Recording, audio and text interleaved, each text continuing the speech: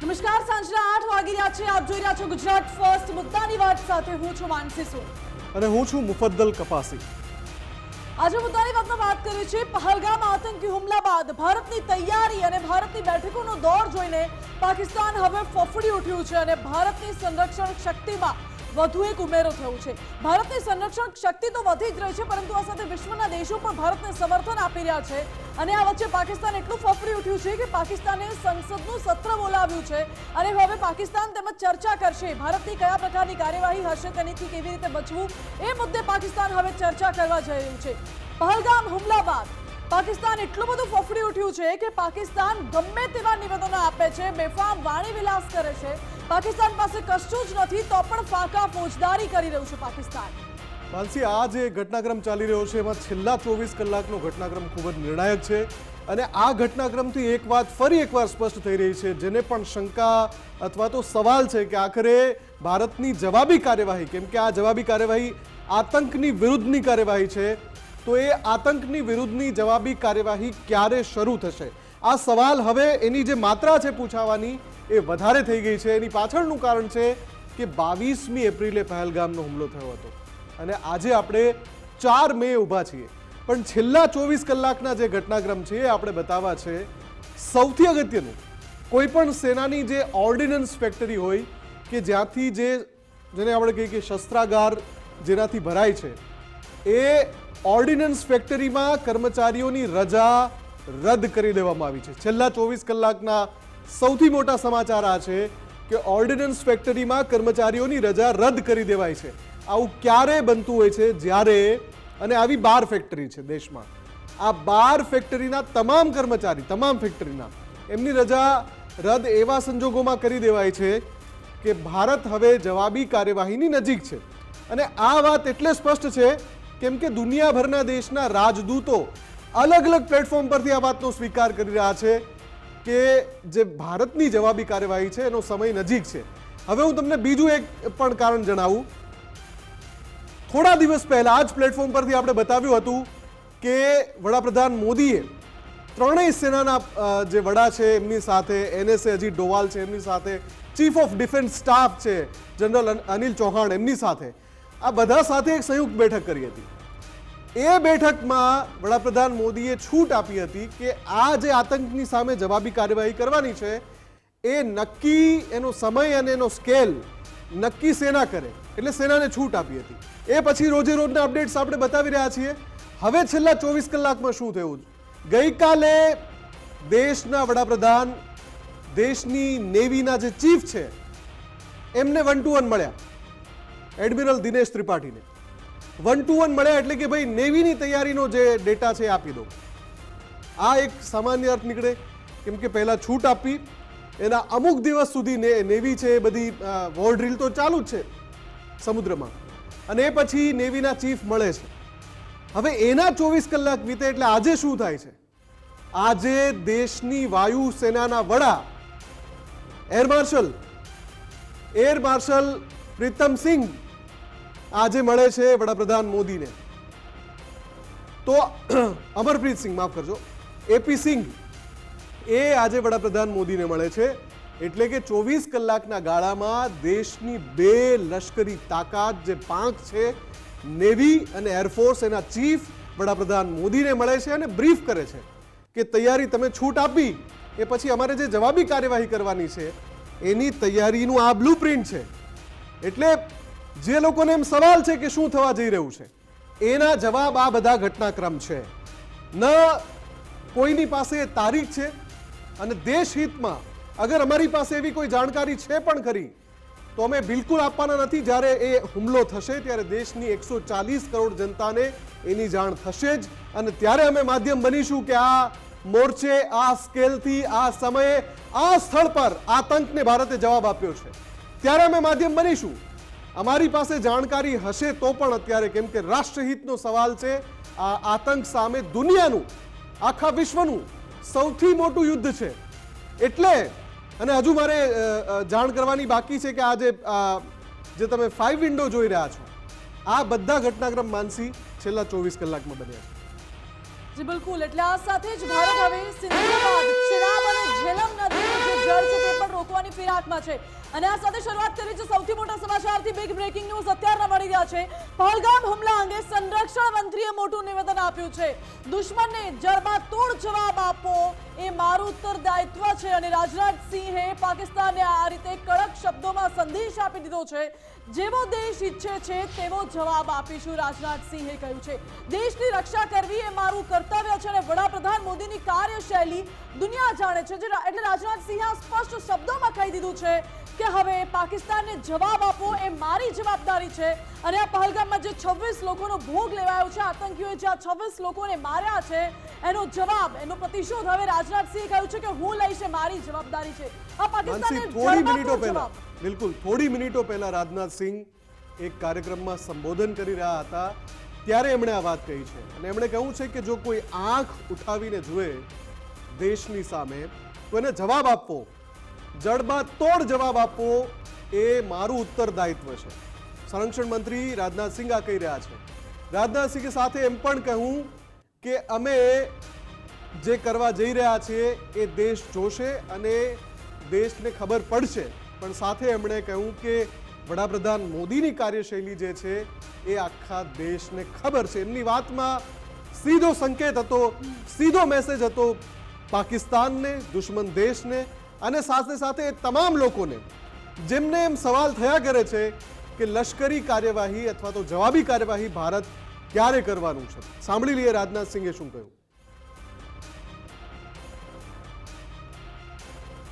रक्षा मंत्री के रूप में मेरा दायित्व है कि मैं अपने सैनिकों के साथ मिलकर देश की सीमाओं की सुरक्षा सुनिश्चित करूं और मेरा यह दायित्व है कि अपनी सेना के साथ मिलकर देश के ऊपर आंख उठाने वालों को मुंहतोड़ जवाब दूं.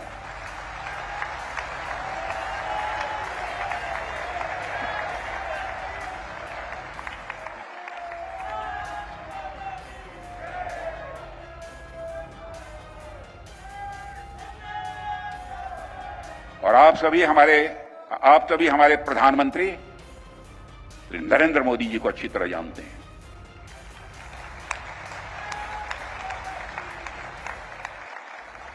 उनकी कार्यशैली से भी अच्छी तरह परिचित हैं, उनकी दृढ़ता से भी अच्छी तरह परिचित हैं.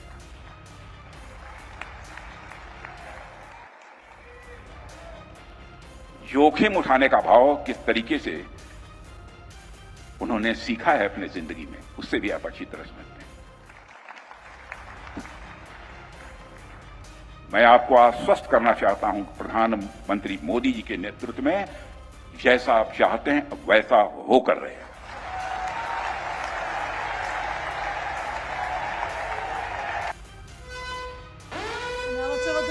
સમાચાર મળી રહ્યા છે. રક્ષા મંત્રીએ પાકિસ્તાનને તો સ્પષ્ટ સંદેશ આપી દીધો છે, પરંતુ આ સાથે જ ભારતની ડિપ્લોમેટિક સ્ટ્રાઇક જે છે, વોટર સ્ટ્રાઇક છે, તેના થકી પાણીના એક ટીપા માટે હવે પાકિસ્તાન તરસવાનું છે. ઉનાળો આખરો થઈ રહ્યો છે.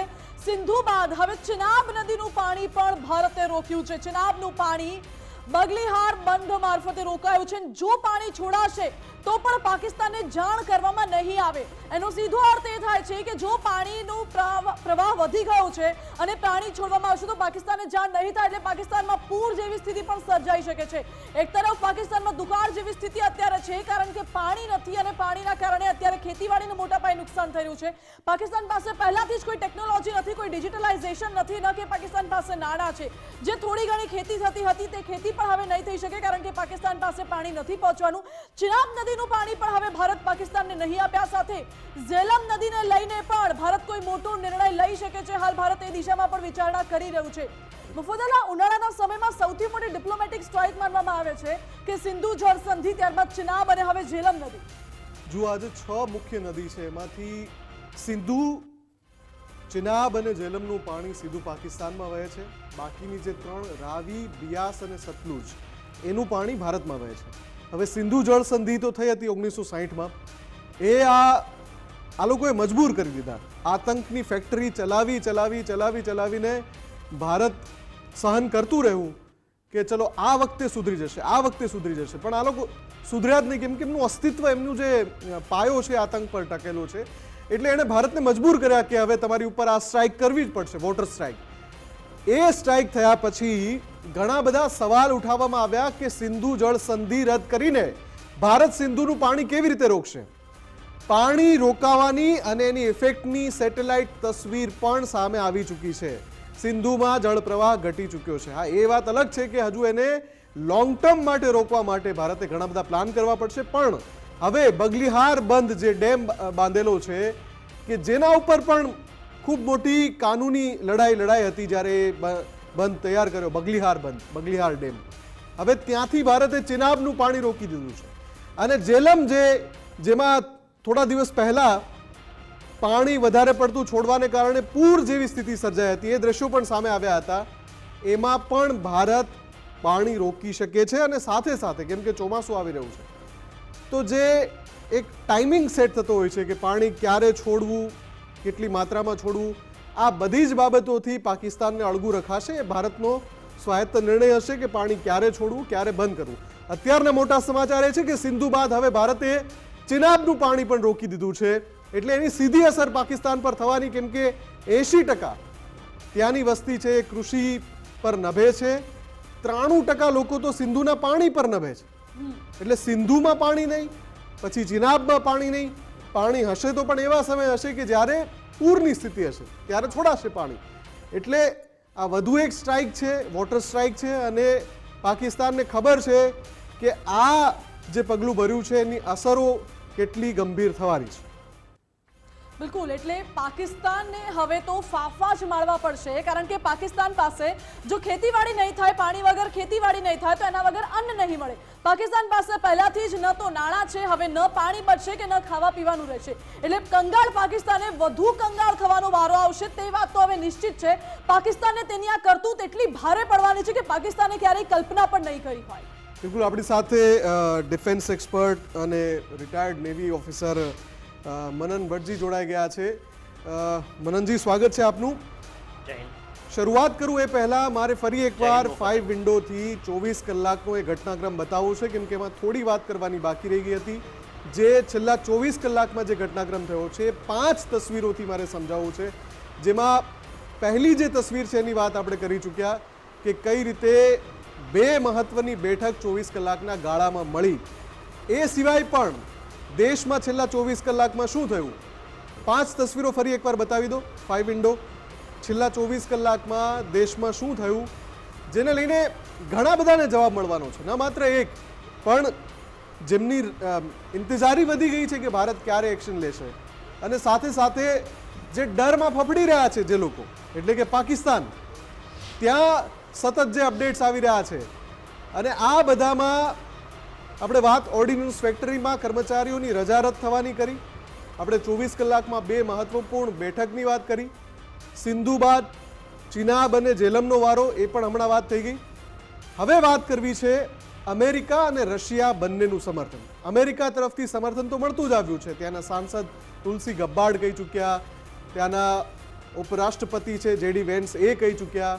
હવે ત્યાંના પૂર્વ NSA છે જોન વોલ્ટન, એમણે પણ કહ્યું છે કે ભારત પાસે પાકિસ્તાન વિરુદ્ધ સૈન્ય કાર્યવાહી કરવાનો અધિકાર છે. એકદમ સાફ, કોઈ પણ શબ્દ ચોર્યા વગર એમણે કહી દીધું છે.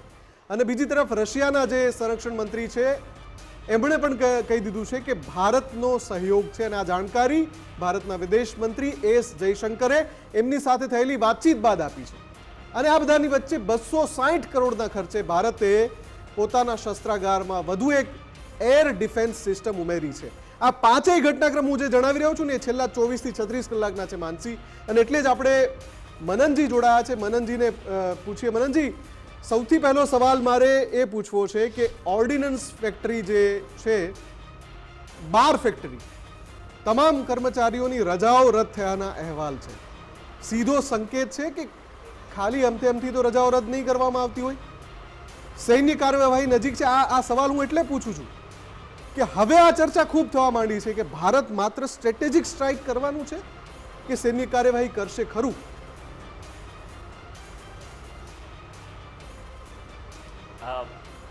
આમાં 2 મુદ્દા છે. આપનો પહેલો સવાલ કે પહેલો મુદ્દો આપે છે કહ્યો કે ઓર્ડિનન્સ ફેક્ટરીના બધા જ કર્મચારીઓની રજા રદ કરવામાં આવી છે.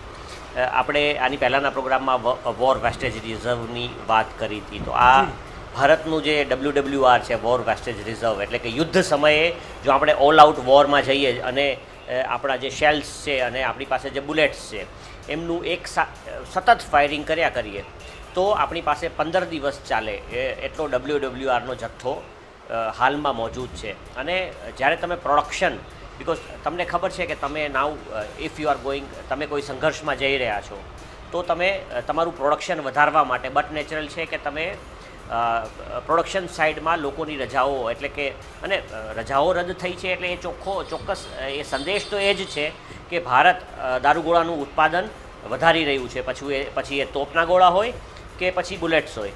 પરંતુ આ વાત મીડિયા સુધી પહોંચી કે લોકોની રજાઓ રદ થઈ છે તો એક સ્ટ્રેટેજિક મેસેજિંગ પણ છે દુશ્મન માટે કે આપણે શું કરવા જઈ રહ્યા છીએ.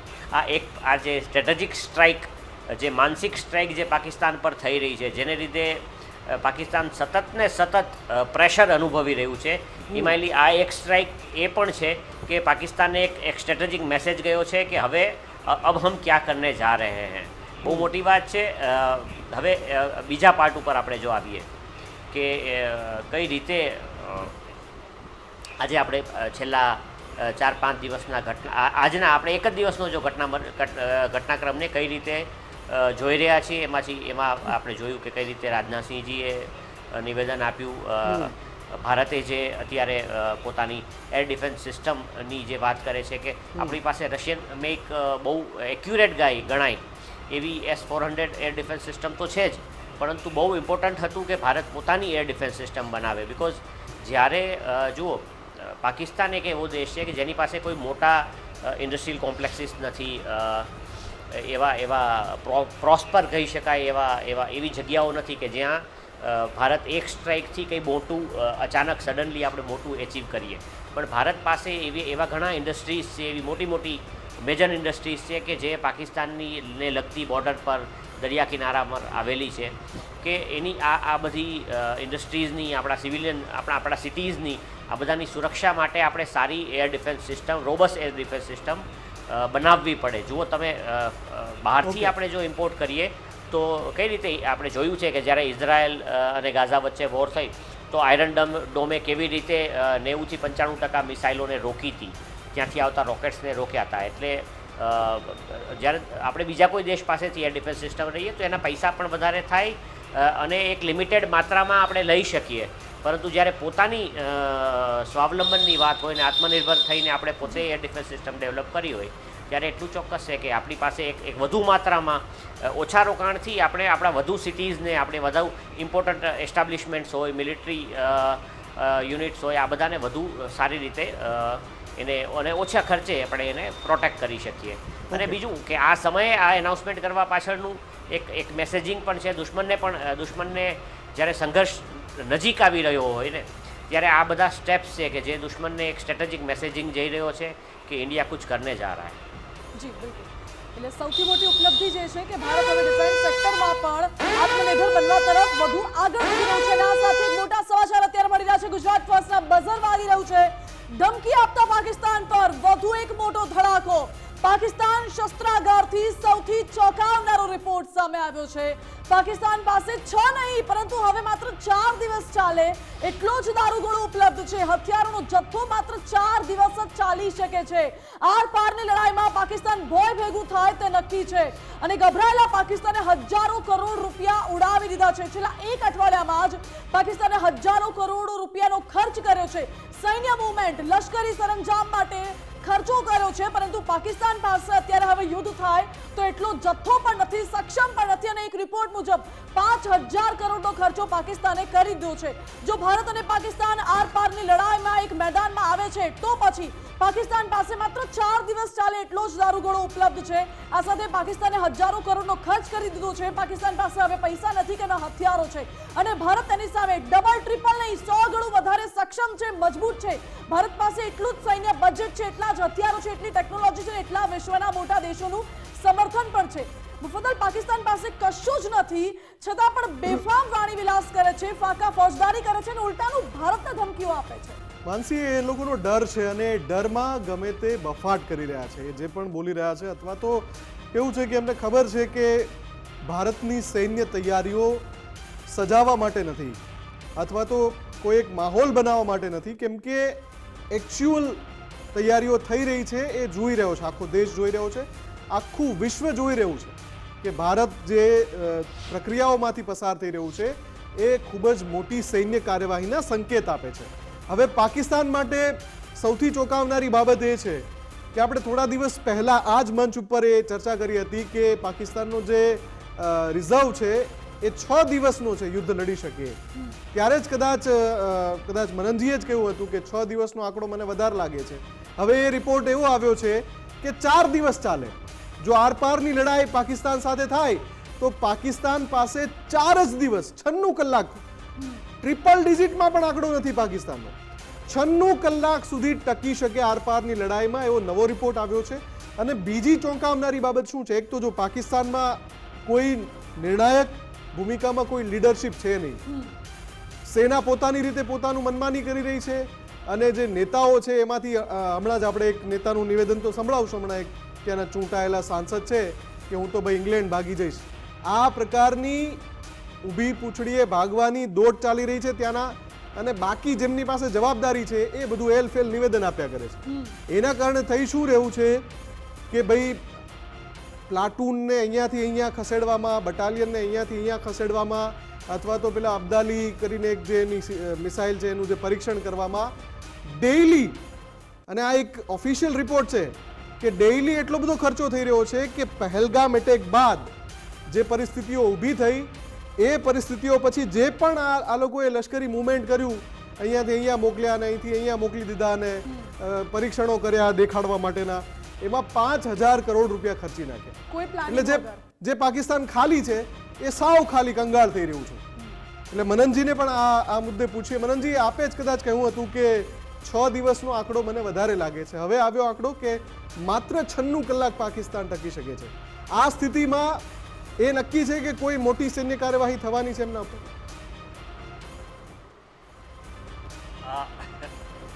અત્યારે જે સમાચાર એક પછી એક આવી રહ્યા છે અને પાકિસ્તાનની જે પેનિકમાં થયેલી મિલિટરી મૂવમેન્ટ્સ જે દેખાડી રહી છે ને, એ ભારતની મુત્સદી છે. આ છે ને, હું તો એમ કહીશ કે આ ચાણક્યની સ્ટ્રાઇક છે. હકીકતે સૌથી મોટી સ્ટ્રાઇક જો પાકિસ્તાન ઉપર કંઈ થઈ શકે, આ ભિખારિસ્તાન ઉપર જો કોઈ સ્ટ્રાઇક થઈ શકે તો એને ખર્ચો કરાવવાની છે. આ વખતે ભારતે બહુ મુત્સદી વાપરી છે. જુઓ, પહેલગામ અટેકનો જે ઘટનાક્રમ જોયો આપણે, અને એ સમયે સડનલી 2 દિવસમાં પાકિસ્તાનનું જે રીતનું બિલ્ડઅપ લાઇન ઓફ કંટ્રોલ પર અને જમ્મુમાં આવેલી ઇન્ટરનેશનલ બોર્ડર પર આપણે દેખાયું, એ જોતાં એ સમજતા એવું લાગી રહ્યું છે કે અસીમ મુનીરે અને આપણા હું તો એમ માની રહ્યો છું ત્યાં સુધી રક્ષાના વિશેષજ્ઞો રાષ્ટ્રીય કક્ષાના એ લોકો પણ આવું માની રહ્યા છે કે અસીમ મુનીરે વેલ પ્લાન્ડ વોર ગેમ કરીને અટેક કરાવ્યો હતો, અને તેણે આપણી દરિયાઈ જળસીમામાં, આપણી હવાઈ સીમામાં એના ચાઇનીઝ મેક JF-17નું પેટ્રોલિંગ અને અહીંયા ફોરવર્ડ ડિપ્લોયમેન્ટ એની આર્મીનું કરી રાખ્યું હતું. અને બહુ સડનલી એણે આર્મી 2 દિવસમાં આટલી જલ્દી આર્મી આગળ આવી જાય એવું જનરલી પોસિબલ ન બને. એટલે એ જોતાં એ પાકિસ્તાની સેનાની ત્રણેય પાંખ રાહ જોઈ રહી હતી કે ભારત કોઈક જલ્દીથી મિલિટરી એક્શન લે ને એ લોકો ભારતને એના ટ્રેપમાં ફસાવી દે. એને બદલે ભારત ચાણક્યની એક પછી એક ચાલ ચાલી રહ્યું છે, અને પાકિસ્તાન એનું મિલિટરી બિલ્ડઅપ કરીને જે ખર્ચાઓ કરી રહ્યું છે એ એક તરફ તો ખર્ચા થઈ રહ્યા છે, વળી સાથે સાથે એ સમજવાનું છે કે એના જવાનોનું મોરલ પણ ડાઉન થઈ રહ્યું છે. આ ઉનાળાની ગરમીમાં એ લોકો ફોરવર્ડ મિલિટરી ડિપ્લોયમેન્ટ કરી રહ્યા છે, એમના વિમાનો ઉડાડી રહ્યા છે, એમને બીજા પ્રકારની નુકસાનીઓ સહન કરવી પડી રહી છે, સૈનિકોમાં ડેઝર્શન જોવા મળી રહ્યા છે, લોકો રિઝાઇન કરી રહ્યા છે સેનામાંથી.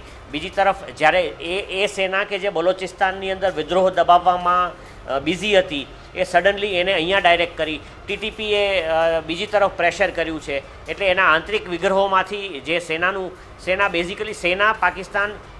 ઉપયોગ જ ત્યાં સત્તા જાળવી રાખવા માટે કરે છે. પાકિસ્તાની સેના પોતાની સત્તા, પોતાના સૈનિકોનો ઉપયોગ. એટલે એમને એ ઇન્ટરનલ કોન્ફ્લિક્ટને છૂટી મૂકી અને સેનાને ભારત લગતી સીમામાં ફોરવર્ડ ડિપ્લોય કરવી પડી. અને ભારત શું છે કે એના નોર્મલ ડિપ્લોયમેન્ટ જાળવી રહ્યું છે અને કોઈ પ્રકારે એવી મિલિટરી મૂવમેન્ટ નથી કરી રહ્યું કે જેનાથી પાકિસ્તાનને કોઈ સંકેત મળે કે આપણે શું કરવા જઈ રહ્યા છીએ.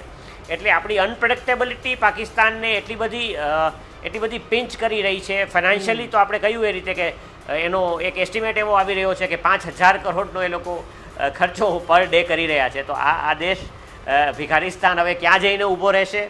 અને આ મુત્સદી કરતાં સડનલી કયા દિવસે કઈ સેના પાકિસ્તાન પર અટેક કરી જશે, કેમ કે પાકિસ્તાન એવું માનવાને કોઈ કારણ નથી. જો ભારતમાં પહેલગામમાં આવીને પાકિસ્તાની આતંકી હુમલો કરી જતા હોય અને ભારતની નબળાઈનો અનફોર્ચ્યુનેટલી ફાયદો ઉઠાવી જતા હોય, તો ભારત અને પાકિસ્તાનને લગતી સીમામાં જે ગેપ્સ છે, જે પાકિસ્તાનની નબળાઈઓ છે, એનો ભારતને ખબર ન હોય અને એનો આપણી સેના એનો ફાયદો ન ઉઠાવી શકે, પછી એ નૌસેના હોય, વાયુસેના હોય કે થલસેના હોય, એ તો અશક્ય છે. એટલે ભારતીય સેનાની કેપેબિલિટીઝ અને આપણી જે સર્વેલન્સ કેપેબિલિટીઝ છે, આપણા સેટેલાઇટ્સ છે, આપણે કંઈ ચાઇનીઝ સેટેલાઇટ ઉપર કે અમેરિકન સેટેલાઇટ્સ ઉપર નિર્ભર નથી. ભારતના તો ઇસરોએ મોકલેલા પોતાના સર્વેલન્સ અને કમ્યુનિકેશન સેટેલાઇટ્સ છે. એટલે ભારત તો પોતાની ઇન્ડિજિનસ ટેકનોલોજી વડે પાકિસ્તાનના ચપ્પા પર ખૂણા પર નજર રાખી રહ્યું છે. લાઇન ઓફ કંટ્રોલ પર પાકિસ્તાની સેના શું કરી રહી છે, એની શું મોમેન્ટ છે, ક્યાં એની સિક્યુરિટીમાં ક્યાં ગેપ છે અને કયા ગેપમાંથી ભારત શું કરશે, એ પાકિસ્તાન માટે પ્રિડિક્ટ કરવું તો મુશ્કેલ જ છે. પરંતુ અને હું સમજું છું ત્યાં સુધી 2016થી 2019માં આપણે જે કંઈ જોયું તે પછી આપણે સડન જે કેપેસિટી ડેવલપમેન્ટ કર્યું, કે આપણે કેવી રીતે બહુ જલ્દી આપણને લાગ્યું કે ભાઈ આપણે જ્યારે પાકિસ્તાન પાસે એડવાન્સ F-16 હોય કે પછી ચાઇનાના JF-17 વિમાનો હોય, તો એની સામે લડવા માટે આપણે તાત્કાલિક અત્યાધુનિક વિમાનની જરૂર હતી. ને તેજસ LCAના પ્રોજેક્ટ માટે પ્રધાનમંત્રીશ્રી એટલા બધા પૈસા ફાળવ્યા, તેજસ આજે ઉડી રહ્યા છે. બીજી તરફ રફેલ લાવવામાં આવ્યા. એટલે એ 2016 અને 19નું ભારત અને 2025ના ભારતની મિલિટરી કેપેબિલિટીઝમાં, ભારતની ઇન્ડિજિનસ સિસ્ટમ્સમાં, એ બધામાં બહુ બધો ફર્ક છે. અને જ્યારે ખરેખર કન્ફ્લિક્ટ થશે, જ્યારે સંઘર્ષ થશે, ત્યારે ભારતની કેપેબિલિટીઝ અને ભારતની તાકાતની પાકિસ્તાનને ખબર પડી જવાની. બિલકુલ. અને આ જે રિપોર્ટ છે કે જેમાં 5,000 કરોડનો ખર્ચ, જે રિપોર્ટ સામે આવ્યો છે કે કેવી રીતે પાકિસ્તાની સેનાએ 5,000 કરોડ ખર્ચી નાખ્યા આટલા દિવસમાં.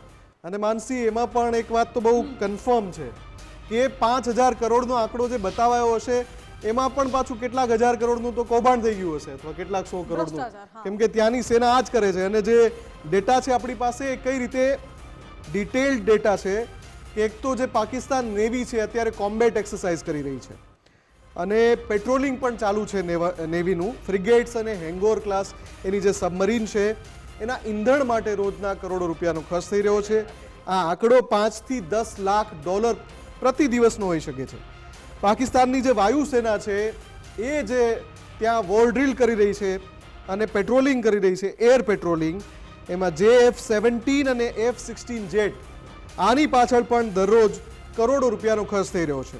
આ ઉપરાંત પાકિસ્તાનની વાયુસેના રોજ 10 થી 20 પેટ્રોલિંગ સોર્ટી કરે છે, જે હમણાં હું કહી રહ્યો હતો, જે પ્રતિ ફ્લાઇટ કલાકનો ખર્ચ $10,000 થી $15,000 થઈ રહ્યો છે. સૈનિકો માટે લોજિસ્ટિક અને મિસાઇલ સિસ્ટમ પાછળ રોજ $8 લાખથી $18 લાખ ખર્ચ થઈ રહ્યો છે. કુલ મળીને પાકિસ્તાનને ડેઇલી આ જે ડેટા છે એમાં સૈન્ય મૂવમેન્ટ પણ આવી ગઈ. એક સ્થળેથી બીજી સ્થળે સેનાને અને શસ્ત્રાગારને, દારૂગોળાને હેરફેર કરવાનો ખર્ચો પણ આવી ગયો, અને પેટ્રોલિંગનો ખર્ચો પણ આવી ગયો, વોર ડ્રીલનો ખર્ચો પણ આવી ગયો, અને કોમ્બેટ એક્સરસાઇઝ જે કરવામાં આવી રહી છે એનો ખર્ચો પણ આવી ગયો. અને આની ઉપર જે પરીક્ષણ કરે છે પાકિસ્તાન, એનો ખર્ચો પણ આવી ગયો. દરરોજ $1.5 થી $3.5 મિલિયન ખર્ચ પાકિસ્તાન અત્યારે કરી રહ્યું છે આ બધી કવાયતમાં.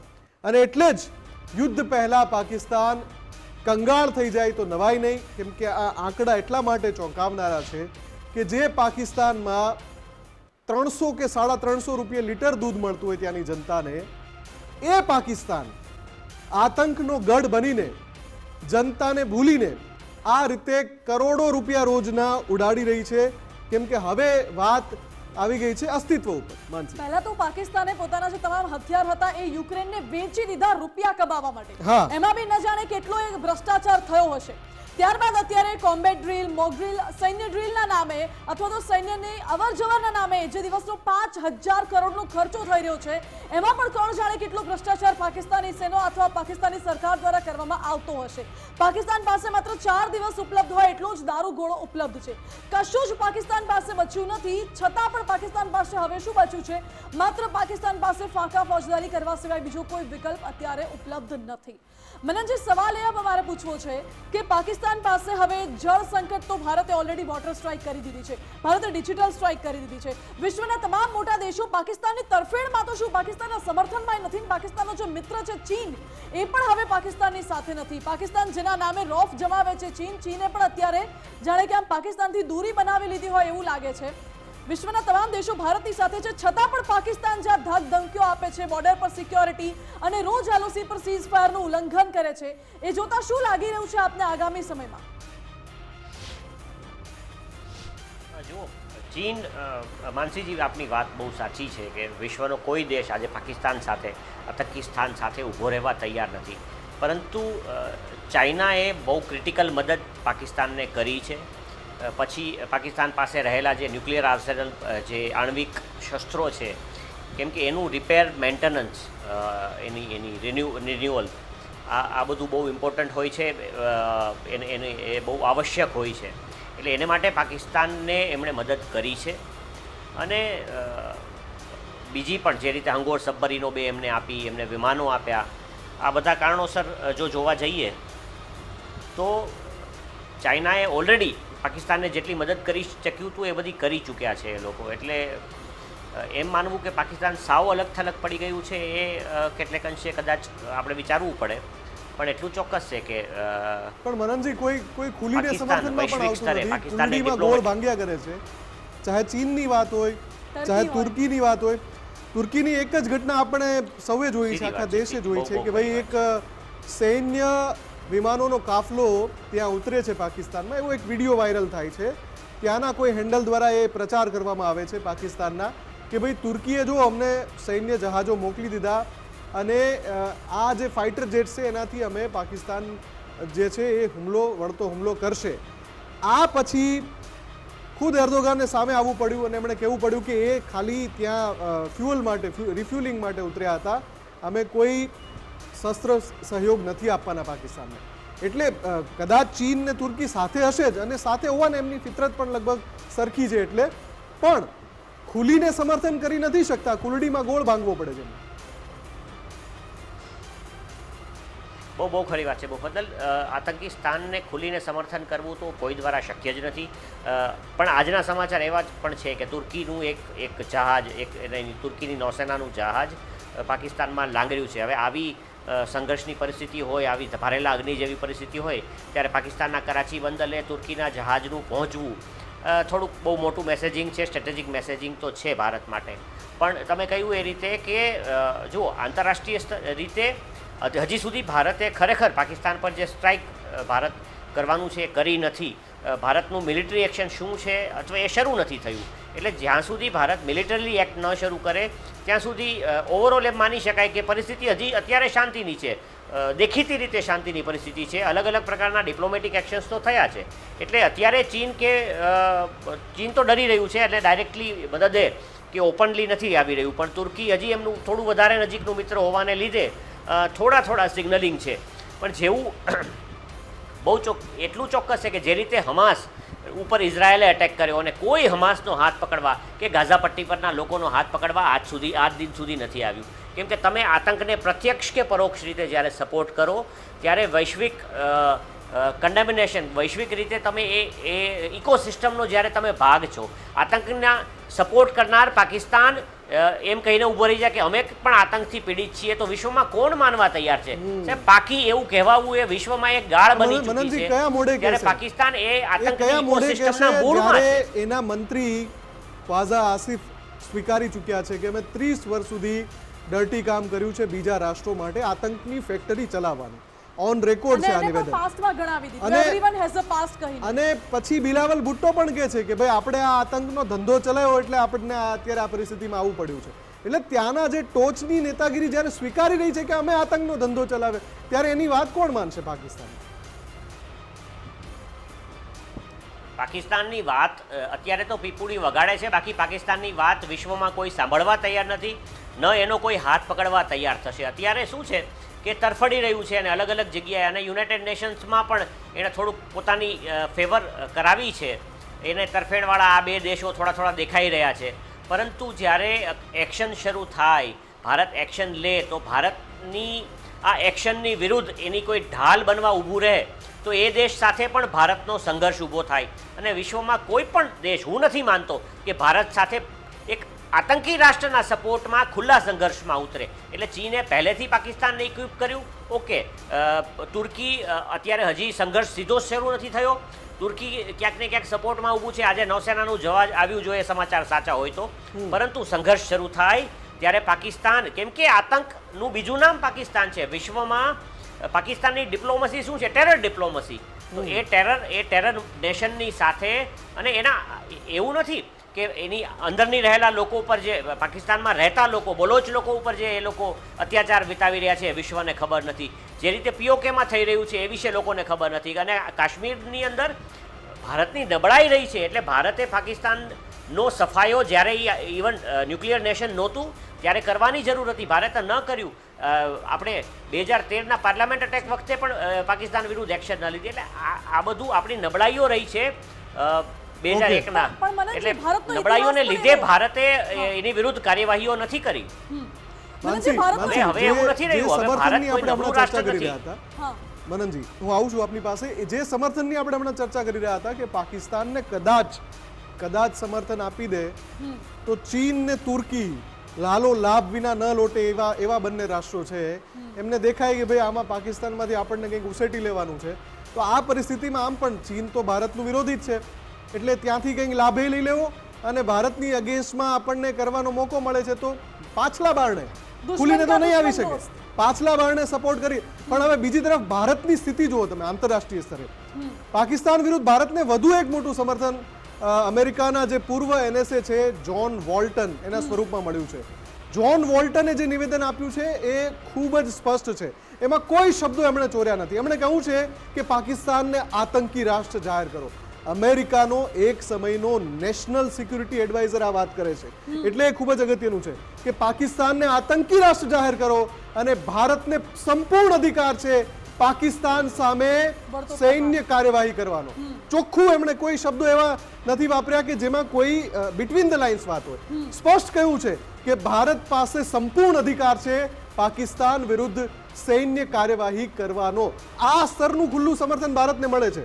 માનસી, બિલકુલ. એટલે વિશ્વના તમામ મોટા દેશો છે તે ભારતને સમર્થન તો આપી રહ્યા છે અને પાકિસ્તાનને આતંકી સ્થાન જાહેર કરવાની માંગ કરી રહ્યા છે. મનનજી, ભારતનો અત્યાર સુધીનો ઇતિહાસ રહ્યો છે કે we don't hit them by ringing Santa Claus bell. એનો મતલબ આપણે ગમે ત્યારે સ્ટ્રાઇક કે ગમે ત્યારે કાર્યવાહી કરી શકીએ છીએ, પરંતુ પાકિસ્તાને ભનક નહીં પડવા દઈએ. અત્યારે જે તૈયારીઓ ચાલી રહી છે એનાથી પાકિસ્તાન ચોક્કસ ડરી તો ગયું છે, પરંતુ તમારું આંકલન શું કહે છે? ગોલીઓ કા જવાબ ગોલીઓ સે લિયા જાયગા કે પછી આ જે ડિપ્લોમેટિક સ્ટ્રાઇક છે તે સ્ટ્રાઇક સ્ટ્રેટેજિક સ્ટ્રાઇક કરીને જ પાકિસ્તાનની કમર તોડવાનો પ્લાન? ના, ભારત પાકિસ્તાન વિરુદ્ધ સૈન્ય કાર્યવાહી કરશે. Right to respond. જુઓ, ભારતનો NSA, પૂર્વ NSA અમેરિકાના જે વાત કરીને એ બહુ ઇમ્પોર્ટન્ટ છે કે Indian military has the right to respond to Pakistan aggression. પાકિસ્તાને જે અગ્રેશન કર્યું છે, ભારત વિરુદ્ધ જે આતંકી હુમલો કર્યો છે, અને આની એવું નથી કે આ એક આતંકી હુમલો, આની પહેલાં પણ એમણે જે આતંક સતત ફેલાવ્યો છે ભારતમાં. એટલે ભારતનો અધિકાર છે કે પાકિસ્તાન વિરુદ્ધ સૈન્ય કાર્યવાહી કરે અને ભારત એ કાર્યવાહી કરશે. એટલું ચોક્કસ છે. આમાં કોઈ બેમત નથી. ડિપ્લોમેટિક એક્શન્સ હંમેશા ભારતનું એ એક વલણ રહ્યું છે અને એમાં નરેન્દ્રભાઈ મોદીની સરકાર આવ્યા પછી એક ચલણ પર રહ્યું છે કે જ્યારે ભારત મિલિટરી એક્શન લે, પછી એ 2016ની હોય કે 2019ની, બંને સ્ટ્રાઇક્સની પહેલાં diplomatic strikes, diplomatic actions preceded the military strike. એટલે કે મિલિટરી એક્શન થાય, સૈન્ય કોઈ કાર્યવાહી કરે એની પહેલાં ડિપ્લોમસી હંમેશા પોતાનો ભાગ ભજવતી હોય છે અને એણે ભાગ ભજવ્યો છે. અને મુફદ્દલે બહુ સરસ વાત કરી કે લાલો છે લાભ વિના ન લોટે. એટલે ચીન છે ને, ચીનને સૌથી મોટો લાભ કે સાઉથ ઈસ્ટ એશિયાની અંદર ચીન પોતાને એક મહાસત્તા તરીકે પ્રસ્થાપિત કરવા જઈ રહ્યું છે. જ્યારે 450 જેટલી વોરશિપ્સ એણે બનાવી હોય ત્યારે એ પણ ભારત સાથે સીધા સંઘર્ષમાં ઉતરવાની અને આવતા દશક સુધી ભારતનું હજી હિન્દ મહાસાગરમાં પ્રભુત્વ રહેવાનું છે. ભારતીય નૌસેના જે રીતે અત્યારે પોટેન્ટલી અગ્રેસિવ રહી છે હિન્દ મહાસાગરમાં ચીનના પ્રભુત્વને ખાળવા માટે. એટલે ચીન ભારત સાથે સીધા સંઘર્ષમાં ઉતરવાને બદલે પાકિસ્તાનને આગળ કરી રહ્યું છે. શિખંડીની જેમ પાછળ છુપાઈને પાકિસ્તાનને આગળ કરી રહેલું ચીન ભારતને દબાવવા અને ભારતને એક સાઈડ કરવાની કોશિશ કરી રહ્યું હતું. આજે જ્યારે ભારત એ પાકિસ્તાન સાથે સીધા સંઘર્ષમાં ઉતરે ત્યારે ચીન કોઈ સંજોગોમાં, કેમ કે ચીન એક વેપારી રાષ્ટ્ર છે, લાલો છે, એ માણસ એ રાષ્ટ્ર કોઈ સંજોગોમાં ભારત સાથે સીધો સંઘર્ષ કરે એવું મને લાગતું નથી. એટલે પાકિસ્તાન આ લડાઈમાં એકલું છે. આની પહેલાં અમેરિકાએ, કેમ કે ભારતને નબળું સમજતું હતું, ભારતના અને અમેરિકા વચ્ચે કેટલીક ગેરસમજણો હતી અને અમેરિકાએ આતંકનો જે બીજો ચહેરો, આતંકને જે રીતે અમેરિકાએ 2000 એમના 9/11ના એટેક પછી જે રીતે પીછાણ્યું છે, જે રીતે એમાં પણ પાકિસ્તાનીઓનો હાથ હતો. અને અબોટાબાદમાં અમેરિકાનો મોસ્ટ વોન્ટેડ ઓસામા બિન લાદેન જ્યારે મળી આવ્યો, કઈ રીતે અમેરિકાએ જોયું કે આ જે સાપને, આતંકના સાપને એમણે ઉછેર્યો, એ જ સાપે વળીને એમને દંશ માર્યો. આજે પાકીઓ ઇંગ્લેન્ડમાં, અમેરિકામાં જે રીતે યંગ છોકરીઓનું ગ્રૂમિંગ કરી રહ્યા છે, આ બધું અમેરિકાને ડસી રહ્યું છે. એટલે વેસ્ટર્ન કન્ટ્રીઝ, વેસ્ટર્ન વર્લ્ડ જાણે છે કે પાકિસ્તાન પર કાબૂ કરવો, પાકિસ્તાન પર લગામ કસવી એ ભારતનું કામ છે. એટલે આ વખતે અમેરિકા કંઈ પાકિસ્તાનની પડખે ઊભું રહેશે કે 1971ની જેમ એનો 7મો બેડો અહીંયા, સૈન્ય બેડો, એ નૌસેના બેડો અહીંયા મોકલી દે, એવું થવાનું નથી. અને ચીન પાકિસ્તાનની સાથે ઓપનલી ઊભું રહેવાનું નથી. તુર્કી બહુ દૂર બેઠું છે અને તુર્કી પણ સીધા સંઘર્ષમાં આવે એવી એની હાલત નથી. કેમ કે પછી જો તુર્કી સીધા સંઘર્ષમાં ઉતરે તો તુર્કીના વિરોધી રાષ્ટ્રો, પછી એ ઇઝરાયલ હોય કે અમેરિકા હોય, એ ભારતની તરફેણમાં ઊભા રહે અને પછી વિશ્વયુદ્ધ ખુલી જાય. એટલે એ તો બહુ લાંબી વાત છે. એટલે તમે આઉટસાઇડથી સપોર્ટ કરો, મોરલ સપોર્ટ કરો, કરતા રહો પાકિસ્તાનને, પણ ખુલ્લો સપોર્ટ કરવાની કોઈની હિંમત છે નહીં. અને પાકિસ્તાન આ યુદ્ધમાં, ભારતની વિરુદ્ધની જંગમાં એકલું છે. અને એકલું અટેલું પાકિસ્તાન, એને પહોંચી વળવા માટે ભારત પોતાની એક્શન ક્યારે શરૂ કરશે, શું શરૂ કરશે, એ ખરેખર એ નરેન્દ્રભાઈ મોદીનો નિર્ણય રહેશે અને આપણે બધા માટે ગેસવર્ક છે. ઓકે, હવે એ જે એક્શન છે એ ક્યારે થશે એના ઉપર એક સવાલ મારે પૂછવો છે. પણ એ પહેલાં એક બહુ જાણીતું એક વિધાન છે કે જ્યારે જહાજ ડૂબવાનું હોય ને ત્યારે ઉંદરો સૌથી પહેલાં ભાગે છે. આ પ્રકારનું કંઈક છે, એક્ઝેક્ટલી હું કદાચ ભૂલતો ના આવતો. હવે પાકિસ્તાનની અંદર પરિસ્થિતિ શું છે એ સમય કે જ્યારે કોઈ પણ દેશની અંદર જો સૈન્ય સંઘર્ષની સ્થિતિ આવવાની હોય તો ત્યાંનો ચૂંટાયેલો જનપ્રતિનિધિ એને શું કરવાનું હોય કે ભલે એની અંદર ડર હોય પણ એ જનતાની વચ્ચે જાય તો એને શું કહેવાનું હોય કે આ સમયમાં આપણે બધાએ સાથે મળીને લડવાનું છે, છેલ્લી લોહીના છેલ્લા ટીપા સુધી લડવાનું છે, હિંમત વધારવાની હોય. કેમ કે ચૂંટાયેલો જનપ્રતિનિધિ છે ને, કોઈ હું કોઈ પંચાયતના કોઈ સ્થાનિક નેતાની વાત નથી કરતો, સાંસદની વાત કરું છું. પાકિસ્તાની સાંસદના અહેવાલ બતાવવા છે કે જે કહે છે કે જો ભારત હુમલો કરવાનો જ છે, આમાં કંઈ કોઈ છુપાવવાની વાત છે નહીં. તો પહેલાં પૂછ્યું એણે, ત્યાંનો જે પત્રકાર હતો એણે પૂછ્યું કે ભાઈ ભારત જો હુમલો કરે તો તમે શું બંદૂક લઈને નીકળી પડશો લડવા માટે? તો એ જે સાંસદ છે એ કહી રહ્યા છે કે હું છે ને ઇંગ્લેન્ડ જતો રહીશ. કેમેરા સામે એને ખબર છે કે કેમેરો ચાલુ છે, મને આ સ્થાનિક પત્રકાર પૂછે છે, એ વાત પબ્લિક ડોમેનમાં જવાની છે, છતાં પણ એ કહે છે. અને આ ભાઈનું નામ શું છે ખબર? શેર અફઝલ ખાન. શેર છે, આગળ શેર. આ પાકિસ્તાની શેરની આ અસલિયત છે.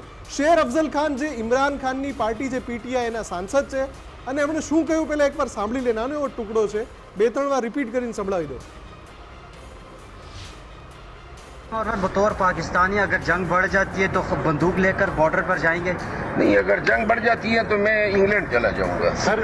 और बतौर पाकिस्तानी अगर जंग बढ़ जाती है तो बंदूक लेकर बॉर्डर पर जाएंगे? नहीं, अगर जंग बढ़ जाती है तो मैं इंग्लैंड चला जाऊंगा सर. और बतौर पाकिस्तानी अगर जंग बढ़ जाती है तो बंदूक लेकर बॉर्डर पर जाएंगे? नहीं, अगर जंग बढ़ जाती है तो मैं इंग्लैंड चला जाऊंगा सर. और बतौर पाकिस्तानी अगर जंग बढ़ जाती है तो बंदूक लेकर बॉर्डर पर जाएंगे? नहीं, अगर जंग बढ़ जाती है तो मैं इंग्लैंड चला जाऊंगा. એટલે નામની આગળ ભલે શેર હોય પરંતુ કામ તો બિલકુલ એવા નથી. કારણ કે આ પાકિસ્તાની સાંસદ જ કહી રહ્યા છે કે જો યુદ્ધ જેવી પરિસ્થિતિ સર્જાશે તો હું ઇંગ્લેન્ડ જતો રહીશ. એટલે પાકિસ્તાનના નેતાઓને પાકિસ્તાની નાગરિકોની કશું જ નથી પડ્યું. માનસી, ત્યાં અત્યારે કેવો માહોલ છે એનું આ પ્રતિબિંબ છે. આ ત્યાંની જે પરિસ્થિતિ છે ને એનો તાદ્રશ્ય ચિતાર છે કે એક ચૂંટાયેલો જનપ્રતિનિધિ, સાંસદ કક્ષાનો માણસ ઓન કેમેરા કહે છે કે જો યુદ્ધ થયું ને તો હું ઇંગ્લેન્ડ જતો રહીશ. મનનજી, આ જે એક જે માહોલ જે હોય છે એ માહોલ પણ ખૂબ જ આમ નિર્ણાયક સાબિત થાય છે આવી જ્યારે સૈન્ય સંઘર્ષની પરિસ્થિતિ હોય ત્યારે. હા, આ કેવું છે કે પાકિસ્તાન એક તૂટવાની કગારને આવેલો દેશ છે. એને તોડવો એ ભારતના હાથમાં છે. કેમ કે સૈન્ય છે ને એનું સૈન્ય એ નાના દેશ માટે જ્યારે 6 લાખનું સૈન્ય એ લોકો ઊભું લઈને બેઠા હોય તો એ સૈન્ય છે એ દેશને પકડી રાખ્યો છે. એની સૈન્ય તાકાત વડે લોખંડી પંજો ચલાવીને લોકોને કાબૂમાં રાખીને પછી એ સંસદને પણ કાબૂમાં રાખીને એમણે એમની દેશને એમની કુ બ્રિગેડ જે ઇસ્લામાબાદની બહાર બેઠી છે, એમની 10th બ્રિગેડ જેને કહેવાય છે, જે ગમે ત્યારે સત્તા પલટો કરી નાખે છે. અને જો ભૂતપૂર્વ વડાપ્રધાન એવા ઇમરાન ખાનને આટલા સમયથી જેલમાં ધકેલી શકતા હોય તો એની સેના શું કરી શકે છે એ સમગ્ર વિશ્વ જાણે છે. અને પાકિસ્તાનની ઉપર પાકિસ્તાનના જે નેતાઓ છે કે પાકિસ્તાનની જે આમ જનતા છે એના પર એનો કેટલો લોખંડી દબાણ રહેલું છે એ વિચારવા જેવું છે. કે હું નથી માનતો કે સેના પાસે કાશ્મીરની અંદર આટલા વર્ષો આતંક ચલાવવા માટે, અને એમના જ યુવાનો, ભારતે જે અત્યાર સુધીમાં સેંકડો હજારો આતંકીઓ માર્યા છે એ લોકલ, એમાંથી એમ કહી શકાય કે 70% થી 80% તો પાકિસ્તાનીઓ હતા. સ્થાનિકોને બરગલાવીને આતંકી બનાવ્યા છે, પરંતુ ઘણા એમની સંખ્યા સૌથી વધારે. તો તમે તમારા સ્થાનિક લોકોને ભારતના કાશ્મીરમાં આતંકી બનાવીને અહીંયાના સ્થાનિકોને અને સૈન્ય સામે લડવા માટે શું કામ મોકલો? એટલે પાકિસ્તાનના સેના પાસે આ આતંકવાદ ચલાવવા માટે કોઈ મોરલ હાઈગ્રાઉન્ડ નથી. એમની મોરાલિટી ક્યાં છે? કઈ મોરાલિટી પર એ લોકો કહેશે? કોના નામ પર લોકોને લડવા માટે તૈયાર કરશે?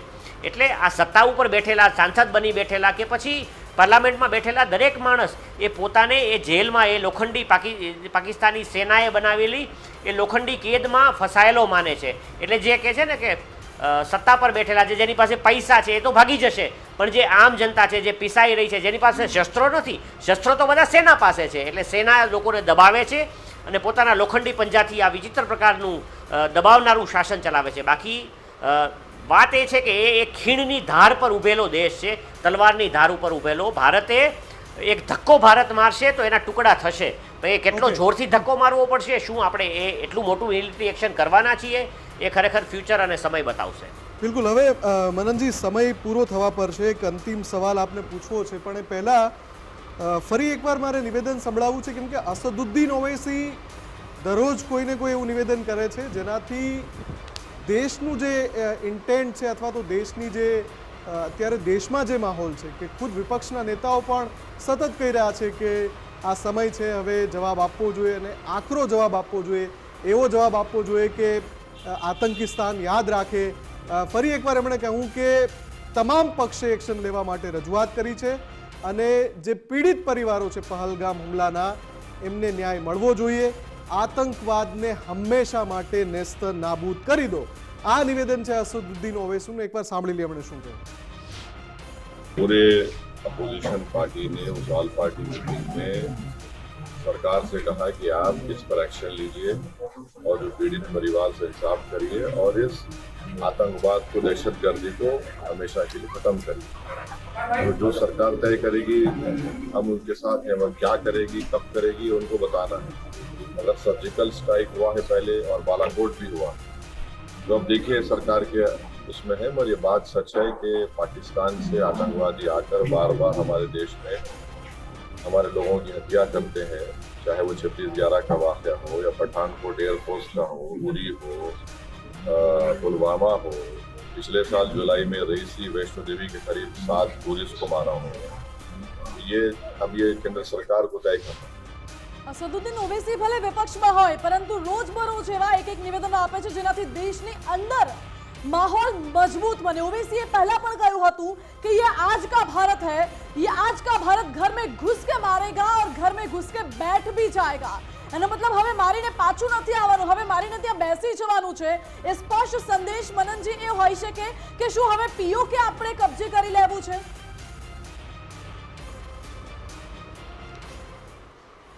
પાકિસ્તાન ઓક્યુપાઈડ કાશ્મીરનો એટલે પાકિસ્તાન તરફનો ભાગ અને આપણું પોતાનું જમ્મુ કાશ્મીર છે, એ બંને છે ને વોટરશેડનો પ્રિન્સિપલ છે. લાઇન ઓફ કંટ્રોલ જે છે ને એ પીરપંજાલ રેન્જ, એટલે પીરપંજાલની જે પર્વતમાળા છે પીરપંજાલની, એનામાં પર્વતની ટૂંકો જે છે એમાં પાણી આ બાજુ આવે એ ભારત તરફ આવે અને પાકિસ્તાનના કબજામાં રહેલા કાશ્મીરમાં પાણી પેલી તરફ જાય એ પાકિસ્તાનના કબજામાં રહેલું કાશ્મીર છે.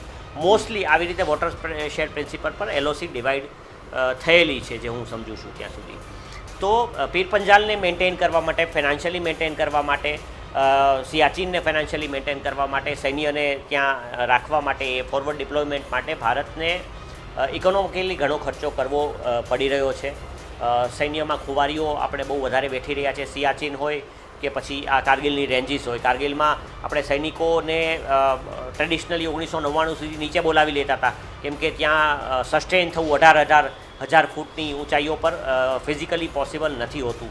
પણ પાકિસ્તાને જે કર્યું, જે રીતે કારગિલમાં ઘૂસણખોરી કરી 2,000 સૈનિકોને ઘુસાડી દીધા પછી ભારત સમજ્યું કે આ પોસ્ટને ખાલી કરવાનું નહીં ચાલે, એટલે હવે આપણે ત્યાં પણ સૈનિકો રાખી રહ્યા છીએ. જેને લીધે આ ઊંચાઈઓ પર જ્યારે સૈનિકને તમે પોસ્ટ કરો ત્યારે એની હાઇપોથર્મિયા અને બીજી ઘણા બધા પ્રોબ્લેમ્સ થાય છે, ઘણા લોકોની જાનહાનિ થાય છે અને ફાઇનાન્શિયલી પણ ઘણું મોંઘું પડે છે. એટલે જો આપણે પાકિસ્તાન ઓક્યુપાઈડ કાશ્મીર લઈ લઈએ તો ભારત માટે એક લોંગ ટર્મ આપણી લાઇન ઓફ કંટ્રોલ અને બોર્ડર પર શાંતિ થઈ જાય એ રિઝલ્ટ આપણને જોવા મળે.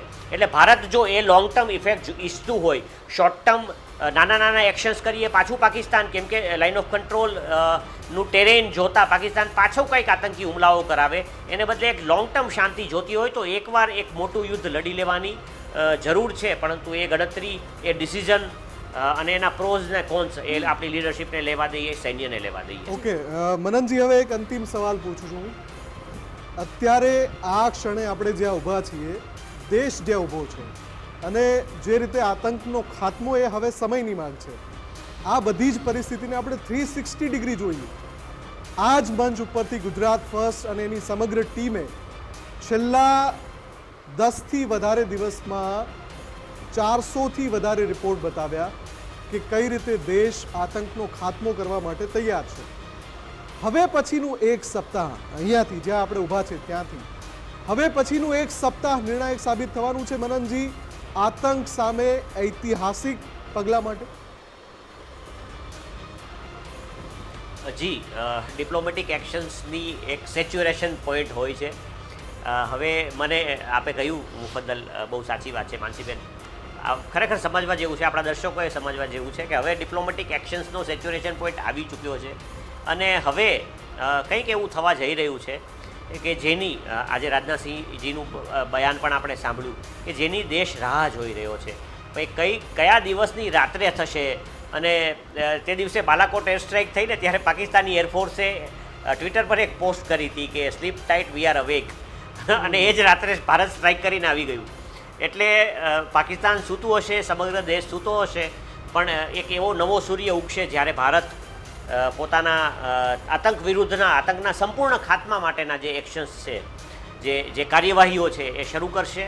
અને એ સંઘર્ષને ખરેખર અંત સુધી લઈ જવાની જો આપણી નેમ આ વખતે હશે અને જો આપણે લઈ જશું તો ભારત એક લાંબા સમય સુધી એક શાંતિનો દોર, એક શાંતિનો સમય જોવા પામશે. એક એવું ભવિષ્ય કે જેમાં ન કેવળ ઇન્ડિયાની મેઇનલેન્ડના પરંતુ આપણા જમ્મુ અને કાશ્મીર, આપણા જે પર્વતીય પ્રદેશો છે કે જ્યાં અશાંતિને લીધે પાકિસ્તાન દ્વારા ફેલાવવામાં આવેલી અશાંતિને લીધે એમણે 3 થી 4 દાયકાઓ બહુ ખરાબ જોયા છે. હવે એ લોકો પણ શાંતિ, સુખ અને જે પ્રગતિ, જે વિકાસ ભારત આખો દેશ જે અનુભવી રહ્યો છે એ લોકો પણ ઈચ્છે છે. અને જે વિરોધ પ્રદર્શનો થયા, મસ્જિદો જ્યાંથી રાલીવ ચાલીવને ગાલિવના અવાજો આવતા હતા ને, એ મસ્જિદોની પલ્પિટ ઉપરથી મૌલવીઓએ કહ્યું કે પાકિસ્તાન વિરુદ્ધના સ્ટેટમેન્ટ્સ આપ્યા અને પાકિસ્તાન ગો બેકના નારાઓ લગાવ્યા છે. સાહેબ, શ્રીનગરના લાલ ચોક પર જ્યારે મહેબૂબા મુફ્તી ત્યારે વડાપ્રધાન મુખ્યમંત્રીમાંથી જસ્ટ ઉતર્યા અને 370 નાબૂદ થઈ તો એમણે કહ્યું कि भारत का झंडा पकड़ने के लिए कश्मीर में कोई नहीं होगा. પણ છેલ્લા 5 થી 6 વર્ષમાં જે વિકાસ જોયો છે, જે રીતે રેલવેઝ,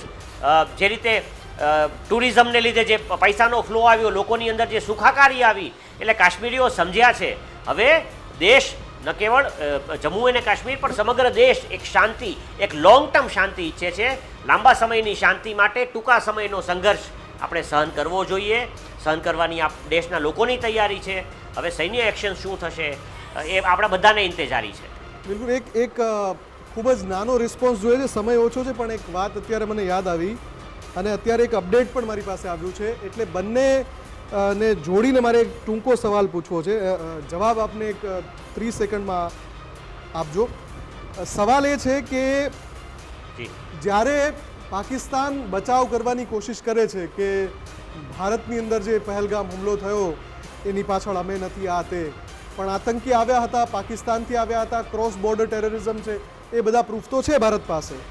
હુથી જ્યારે હુમલો કરે ઇઝરાયલના તેલ અવીવ એરપોર્ટ પર, તો અત્યારે બેન્જામિન નેતન્યાહુએ એવું કીધું કે મલ્ટી ફેઝ રિસ્પોન્સ અમે આપીશું. મલ્ટી ફેઝ રિસ્પોન્સ બેન્જામિન નેતન્યાહુનું અત્યારનું સ્ટેટમેન્ટ છે. હુથીનો કોઈ અલગ તો દેશ નથી, એ યમનથી આવે છે. એમ આતંક જે આપણે ભારતમાં આવે છે એ પાકિસ્તાનથી આવે છે. બંને સિમિલર પરિસ્થિતિ છે. તો બેન્જામિન નેતન્યાહુ જેમ કહી શકતા હોય ને કરી શકતા હોય એમ આપણે પણ કરી શકીએ છીએ. એટલે બિલકુલ આ ચોક્કસ સમય છે, આ તક ના ચૂકવી જોઈએ મનનજી સૈન્ય કાર્યવાહીમાં.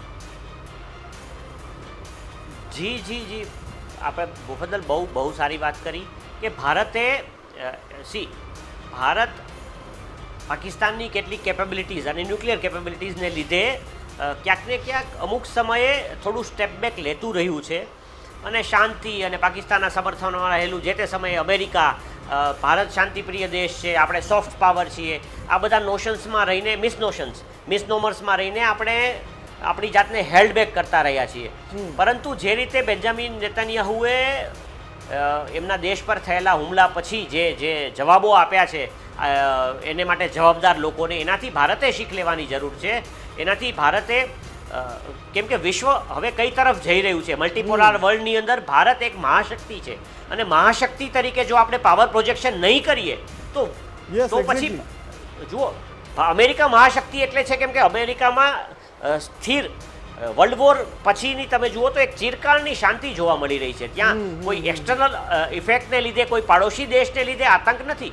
એટલે ભારત પોતાની જાતને જો મહાસત્તા તરીકે, વિશ્વની મહાશક્તિ તરીકે અને એક એવા રાષ્ટ્ર તરીકે કે જે લાંબા સમયની શાંતિ ઈચ્છે છે, જો જોવા માગતો હોય તો ભારતે ડિસિઝિવ મિલિટરી એક્શન્સ લઈને આ જે દુશ્મન દેશ છે, જે આતંકી દેશ છે, તેને બહુ લાંબા સમય માટે શાંત કરવો પડશે. અને એ શાંતિ માટે પાકિસ્તાનના ટુકડા થાય એ બહુ જરૂરી છે. નાના મોટા મિલિટરી એક્શન્સથી આપણે જે સ્ટ્રેટેજિક ગોલ છે, જે લોંગ ટર્મ ગોલ છે, આપણા રાષ્ટ્રની સુરક્ષા, રાષ્ટ્રની એક લાંબા સમય માટેની શાંતિ, સુખાકારી, એ એચીવ નહીં કરી શકીએ. Pakistan will keep on bleeding us by 1000 cuts. એ રોકવા માટે, એની વિરુદ્ધ જો ભારતે ખરેખર કંઈ કરવાનું વિચાર્યું છે આ વખતે, તો આ વખતે લડી લેવું જોઈએ. ઘણીવાર એવું હોય છે કે જ્યારે કોઈ મોટી આપદા આવે ને તો એમાં એક ઓપોર્ચ્યુનિટી પણ હોય છે. તો આ વિપદા જે આપણા લોકો પર, આપણા 26 થી 28 પરિવારો પર જે વિપદા આવી છે, એ આફતમાં એક ઓપોર્ચ્યુનિટી છે કે ફરીવાર ક્યાંય કોઈ પરિવાર સાથે આવું ન બને, ફરીવાર કોઈ ઘરમાં આવું માતમ ન બનાય. ઓકે જી બિલકુલ મનનજી, આભાર આપનો. હવે ભારતે લોંગ ટર્મ માટે એવી કડક કાર્યવાહી કરવી પડશે, કારણ કે ભારતનું જે મિશન છે, ગોલ છે, વિકસિત ભારત એટ 2047, એ ગોલને સાકાર કરવા માટે પાકિસ્તાન જે આવી નાની મોટી અવળચંડાઈઓ કરે છે, હુમલાઓ કરે છે, સૌથી પહેલા તો એ અટકાવવું પડશે આપણો ગોલ અચીવ કરવા માટે. બિલકુલ માનસી, અને આગામી એક સપ્તાહ આખા વર્લ્ડની જીઓલોજી, જીઓગ્રાફી અને પોલિટિક્સ માટે પણ નિર્ણાયક સાબિત થવાનું છે. ને આતંકની સામે વિશ્વનું જે સૌથી મોટું યુદ્ધ છે એના માટે પણ આ ક્ષણથી આગામી એક સપ્તાહ નિર્ણાયક સાબિત થવાનું છે. બિલકુલ, તો આ સાથે જ મુદ્દાની વાતમાં અત્યારે બસ આટલું જ. વધુ સમાચાર માટે આપ જોતા રહો ગુજરાત ફર્સ્ટ. નમસ્કાર.